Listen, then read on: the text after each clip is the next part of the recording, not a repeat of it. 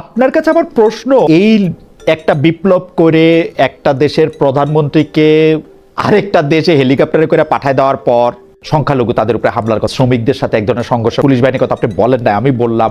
আমরা কিন্তু শেখ হাসিনারে বিরুদ্ধে যখন কথা বলছি তখন আমরা মুক্তিযুদ্ধের চেতনা বিক্রির কথা বলছি।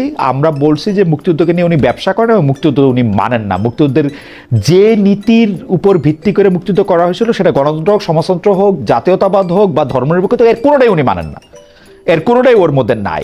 কিন্তু শেখ হাসিনার পতনের পর মুক্তিযুদ্ধের ভাস্কর্য ভাঙা হবে, স্বাধীনতা যারা আছে তাদের বিরুদ্ধে এটা করা হবে, এইটা কেন আসলো? আমি আবারও বলতেছি যে আপনি কিন্তু মানে আপনাকে আমি আলাদা দেখি অন্য সবার থেকে, কিন্তু এই যে সবাই বা ক্ষমতার কাঠামো থেকে এইটাকে একটা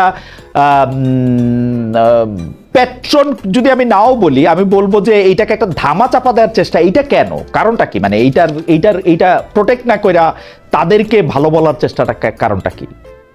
মুক্তিযুদ্ধের সাথে আমি মনে করি না এইরকম ভাবে হয়েছে। আর আমি ভালো অন্যরা খারাপ এরকম না। আমি যদি ভালো, আপনি অত বলেন নাই আর কি যে ওটা ভাঙা উচিত।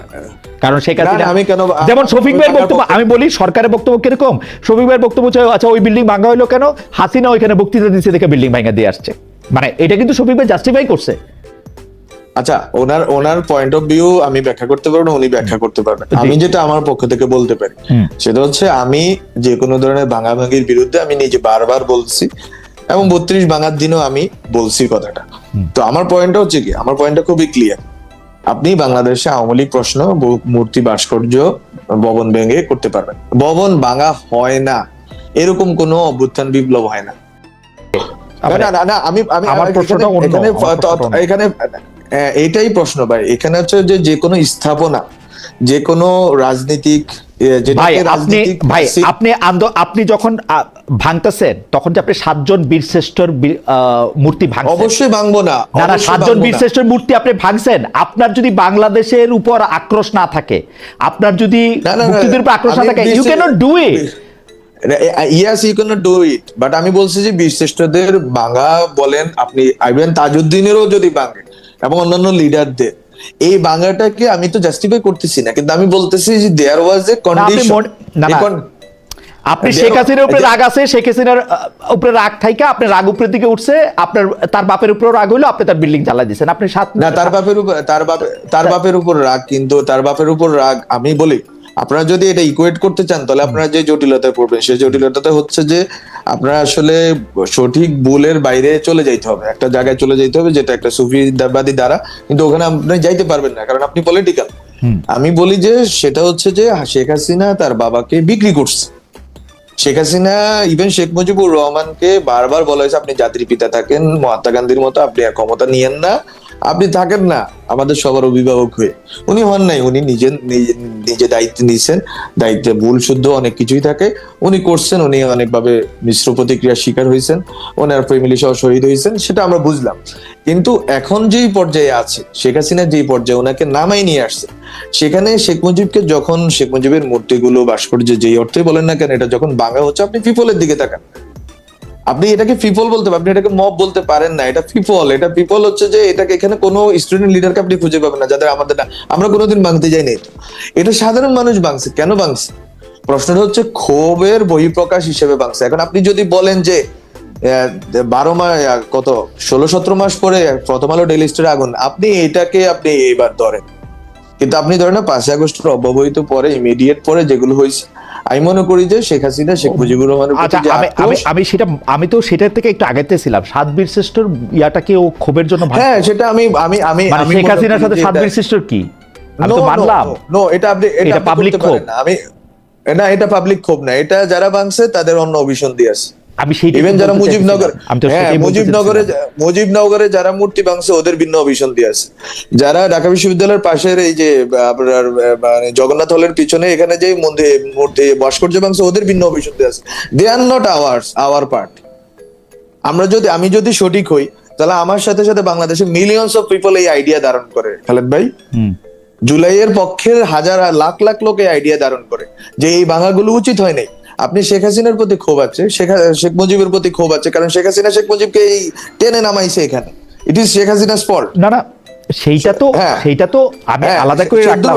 আমি তো দেখতেছি যে আপনি যখন 7 জন বীরশ্রেষ্ঠর, এটার মধ্যে আপনি মুক্তিযুদ্ধের মুরালে আঘাত করতেছেন, আপনি মুজিবনগর দিবস এটা আপনি করতে পারেন, করতেছেন, এটা আপনি করতে পারেন, এইটা তো আপনি ক্ষোভ থেকে করেন না, এটা তো পিপল করে নাই, পাবলিক করে না, এটা তো কোনো না কোনো একটা রাজনৈতিক ইন্ধনে এটা করা হয়। হ্যাঁ, আমি তো এটা অস্বীকার করতেছি না, এবং আমি এটাকেই আমি বিরোধ করতেছি যে এটা জুলাইকে মুক্তিযুদ্ধের বিরুদ্ধে দাঁড়া করানোর একটা প্রক্রিয়ার ভিতর দিয়ে অনেকে এটা করছে, যে অভিসন্ধি যাদের ছিল তারা আমরা না। আপনি মুক্তিযুদ্ধের পরে যারা চোর চাচড়িগিরি করছে, যাদের কারণে শেখ মুজিবুর রহমান বলছে আমার কম্বলটা কই, তারা কি মুক্তিযোদ্ধা ছিল না? আপনাকে আমি বলি, একবার খুব ক্লিয়ার কাট কথা শুনেন, 71 থেকে 80 দশক পর্যন্ত কোন মুক্তিযোদ্ধাকে যায় রাজাকাররা হত্যা করে নাই। মুক্তিযোদ্ধারা মুক্তিযোদ্ধাদেরকে মারছে। তো আপনি কারে দোষ দিবেন?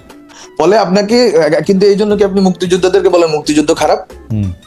বলেন না তো। কারণ মুক্তিযুদ্ধ যখন ইভেন্টটা শেষ হয়ে গেছে 16 ডিসেম্বর, এরপরে যে ম্যাস কিলিং, বিহারীদের উপর কিলিং, তারপর আপনার হচ্ছে যে নিজেদের মধ্যে অন্তর্কোন্দলে কিলিং, জাসদের উপর কিলিং।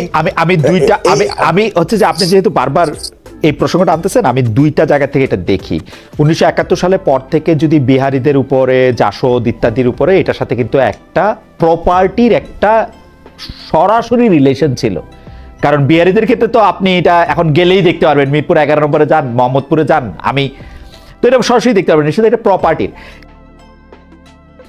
কিন্তু আমি যেটা বলতেছি যে ইডিওলজির জায়গা থেকে এই জিনিসটা কেমনে জনপ্রিয় হয়, যে আমরা 71 সালে আমরা ভুলভাবে দেশ স্বাধীন করছি, 71 সালে এত লোক মারা যায় না, এই জায়গাটাতে মানুষ কেমনে সমর্থন করছে? এটা কি আপনারা এটার মধ্যে আমরা বলি নাই, এগুলো আমরা বলি নাই, নেভার।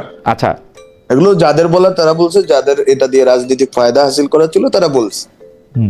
আপনি 71 ভারতের কাছে বিক্রি করে দিয়েছে যারা, একটা অংশ ছিল, একটা অংশ বলছে এটা দ্বিজাতি তত্ত্বের অবসান হয়েছে, এটাও ছিল। 71 হাজার রকম, 71 আপনার কাছে একরকম, 71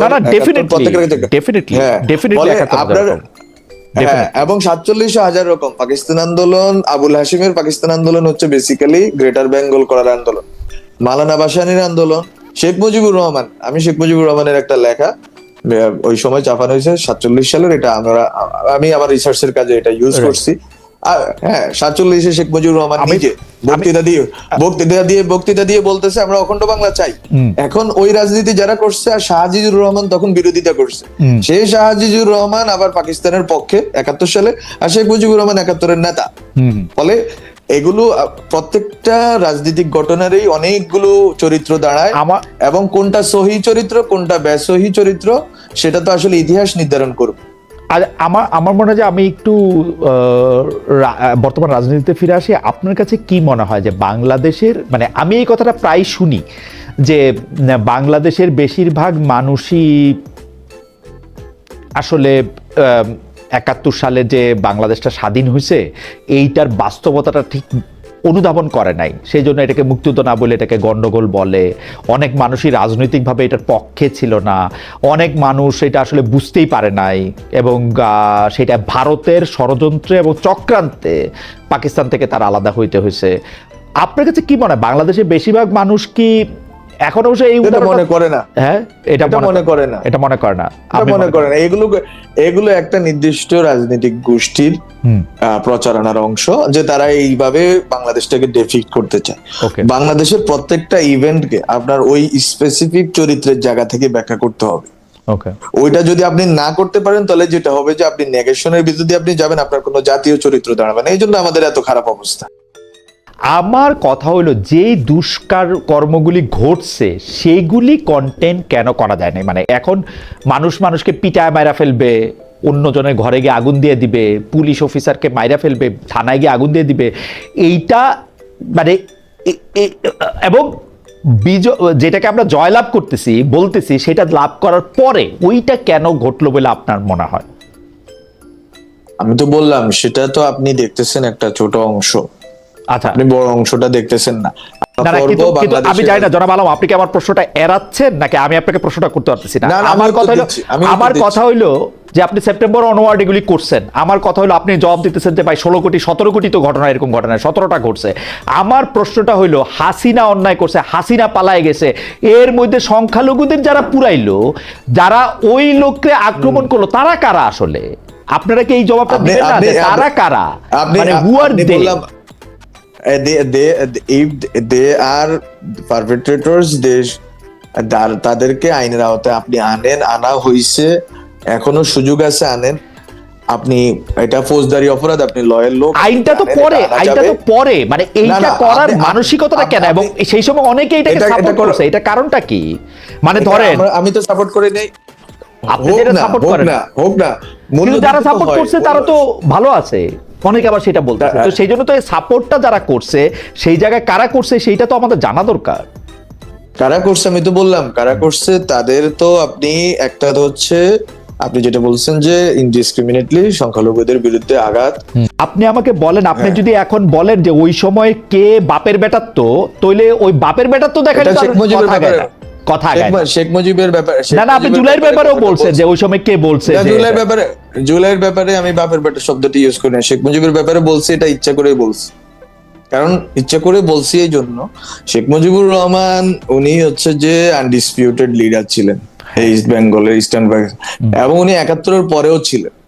উনি ৭২-এর সংবিধান এবং এই পুরো প্রক্রিয়াটার ভিতরে উনি রাষ্ট্র ব্যবস্থা পুনর্গঠনের ক্ষেত্রে ওনার ব্যর্থতা এবং সব স্টেটসম্যানশিপ আচরণের অভাব, আরো হাজারো কারণে উনি উনি মানে মানুষের কাছে মানে একটা মিশ্র চরিত্রের মানুষ হয়ে গেছেন, এবং এখন তো ওনার মেয়ের কারণে মানুষ ওনাকে অপছন্দ করে। কিন্তু বিষয়টা হচ্ছে কি, আপনি যখন একটা ইতিহাসে বসেন, আমি কেন এটা বলতেছি, আপনি শব্দে পড়ে থাকেন না, আপনি যদি আগান, যেটা হচ্ছে আমি কেন কথাটা বলছি, যে লেজিটিমেসি যেটা, আপনি যদি ওই গভর্নমেন্টে স্টুডেন্টরা না হয়তো অনেক, আমি আপনাকে শুধু একটা কথা বলি, ওই সময় একটা পরিস্থিতি এরকম ছিল যে লেজিটিমেসি ক্রাইসিসে পড়তে হইতো গভর্নমেন্ট। আমি দুইটা বিষয়ে আপনার একটু মতামত জানতে চাইবো। যে একটা হচ্ছে যে মার্কিন যুক্তরাষ্ট্রের সঙ্গে বাংলাদেশ যে চুক্তি করছে, সেটা আপনারা, মানে আপনি অবশ্য প্রত্যেক করে বাইরে আসছেন, কিন্তু আপনাদের আপনি যে সরকারে ছিলেন সে সরকারে ছিল, তারা এটা ৯ তারিখে করছে। এই ব্যাপারে অল্টারনেটিভসের বা যেন মাহফুজ আলমের কোনো আলাদা অবস্থান আছে কিনা, যে চুক্তিটা কেমন হয়েছে, ভালো খারাপ, আগে পরে? আমাদের এখানে খুবই ক্লিয়ার কথা, আপনি হচ্ছে ইমিডিয়েট রেজাল্টের জন্য যদি আপনি এটা করেন তাহলে আপনি এটা করছেন, কিন্তু আপনি, আমি মনে করি যে এটা লং টার্মে এটা বাংলাদেশের স্বার্থের জায়গা থেকে অনেক ক্ষেত্রে আমাদেরকে ক্ষতিগ্রস্ত করবে। বিশেষ করে আমরা যে কথাগুলো বলতেছি, আমাদের নিজস্ব জ্বালানি, আমাদের নিজস্ব ফসলের প্রশ্ন, আমাদের নিজস্ব যে শিল্পের প্রশ্ন, এগুলোতে আমাদেরকে বাধাগ্রস্ত করবে, এবং সরকারকে এটা যত দ্রুত করা যায় রিভিজিট করা উচিত, বসা উচিত আবার এই নেগোসিয়েশনে, and they should think about their slogan যে বাংলাদেশ ফার্স্ট। তারপরে তারা যা ইচ্ছা ট্রিটি করুক, কোনো অসুবিধা নেই, যে কোনো দেশের সাথে ট্রিটি হইতে পারে। আপনি চুক্তিটা দেখছেন কিনা, এটা বাংলাদেশের পক্ষে গেছে? বা আমি চুক্তিটা দেখি না, কারণ আমার সময় ক্যাবিনেটে এটা তোলা হয়নি, আমি জানিও না এটা। ওই সময় আমরা জানতাম যে এটা একটা ট্রেড নেগোসিয়েশন, খলিল ভাই এবং ওই সময় যিনি ছিলেন বশির ভাই, ওনারা করতেছেন, তো ওনারা করছেন, ওনারা যাওয়া আসা করতেছেন নিয়মিত, এটা আমি জানি। ওই সময় আমি ওয়াশিংটনে নিজে গেছি, যখন নিউ ইয়র্কে ছিলাম, ওই যে আগস্ট মাসে বোধহয় আমার প্রোগ্রামে, তো তখনও আমি জানতাম যে এই কাজটা চলমান আছে, আমাদেরকে এম্বাসির লোকরা বলছে। তো এইটা চলমান আছে এটা আমরা জানি, কিন্তু এটা ডিটেলস আমি নিজে পড়ি নাই। আমার যেটা যতটুকু পত্রিকাতে কলাম এখানে সেখানে লেখা হয়েছে, এই জন্য আমি বলছি আমাদের কিছু স্বার্থগত জায়গাতে ইমব্যালেন্সড একটা জায়গাতে চলে গেছে। এটাকে আপনি যদি সরকার যদি বাংলাদেশ ফার্স্ট নীতি অবলম্বন করে, সরকারকে এটা রিকনসিডার করা উচিত, রিভিজিট করা উচিত, রিনেগোশিয়েট করা উচিত। আরেকটা বিষয় নিয়ে আমি একটু কথা বলি, সেটা হচ্ছে যে ডক্টর জাহেদ রহমান, মানে বাংলাদেশের সাথে ভারতের সম্পর্ক, বাংলাদেশের একজন উপদেষ্টা, উনি ভারতে গিয়েছেন, তাকে আসলে 2 ঘন্টা এখানে সেখানে বসিয়ে রাখা হয়েছে, অনেক প্রশ্ন করা হচ্ছে, তিনি আবার সেখানে ফিরে আসছেন। আপনি কি মনে করেন বাংলাদেশ ভারতের সম্পর্কের ক্ষেত্রে এইটা বলা হয় যে বিএনপি ভারতের সাথে এক ধরনের ভালো সম্পর্কই চায় বা প্রতিশ্রুত, তো সেই ক্ষেত্রে এইটাকে আপনি আসলে কিভাবে বিশ্লেষণ করেন? মানে এইটা হচ্ছে আমার মনে হয় যে আসলে এটা আপনি অনেকভাবে ব্যাখ্যা করতে পারেন, যে বাংলাদেশে এখন ভারতের সাথে একটা শীতল পরিস্থিতি থেকে তারা ইলেকশনের পরে তারা নিজেরা ইলেকশন বারবার দাবি করছে। হ্যাঁ, দ্যাট ইজ ইন্টারেস্টিং। তারা গত 17 বছর ইলেকশন চায় না, বাট ইন্টারিম সরকারের সময় তারা বারবার ইলেকশন দাবি করছে যে ইলেক্টেড গভর্নমেন্টের সাথে তারা কাজ করবে। এখন ইলেক্টেড গভর্নমেন্টের সাথে তাদের কেন বনিবনা হচ্ছে না, তারা কেন এই টেনশন গুলো জিয়ে রাখতেছেন, এটা তারা ভালো বলতে পারেন। আমি কিভাবে বলবো এটা? ইন্ডিয়া আচ্ছা ইন্ডিয়া আচ্ছা, গেল অনেকে যে immigration-এ। বলেন, যারা মাহফুজুল আলম, অনেকে যে বলেন যে খলিলুর রহমান সাহেব যিনি ছিলেন ডক্টর মোহাম্মদ ইউনূসের নিরাপত্তা উপদেষ্টা, তিনি যে জনাব তারেক রহমানের পররাষ্ট্রমন্ত্রী হলেন, অনেকে যে বলেন যে এটা আসলে ইন্ডিয়া এবং আমেরিকার কার্ড বা আমেরিকার চাপে পড়ে এই সরকারকে এটা করতে হয়েছে। আপনার কাছেও কি তাই মনে হয়, নাকি এটা একটা ধরেন খলিল সাহেব এত যোগ্য লোক যে তাকে নিতেই চাইছে বিএনপি, সেজন্য তাকে নিছে? আপনার কাছে কোনটা মনে হয়? এটা এটা বিএনপি ভালো বলতে পারবে, বিএনপি কাছে তো আমি কি করি মনে না। মানে আপনার কাছে কি আমার- মনে হয় যে মানে আমার- একজন অন্তর্বর্তীকালীন সরকারের উপদেষ্টা এত গুরুত্বপূর্ণ যে তাকে পররাষ্ট্রমন্ত্রী হিসেবে বিএনপির মতো একটা পুরনো দলে নিতে হবে? মানে এটা আপনার কাছে কি মনে হয়? বিএনপি টেকনোক্রেট নিতে অভ্যস্ত, টেকনোক্রেট বিএনপি সেই অনেক আগে থেকেই নেয়। নেয়, তো এটা আসলে টেকনোক্রেট মানে হচ্ছে, সেটা টেকনোক্রেটদের মধ্যে তো বিএনপি মানে ধানের শীষ মার্কা টেকনোক্রেটও অনেক আছে। মানে এই ডক্টর মোহাম্মদ ইউনূস মার্কা এখন- টেকনোক্রেট কেন এখন হলো? না না, আপনি কোনটা দানেশিস কোনটা ডক্টর মোহাম্মদ ইউনূস এটা তো আপনি কিভাবে জানেন? আমি জানি না, আমি জানতে পারিনি। আচ্ছা।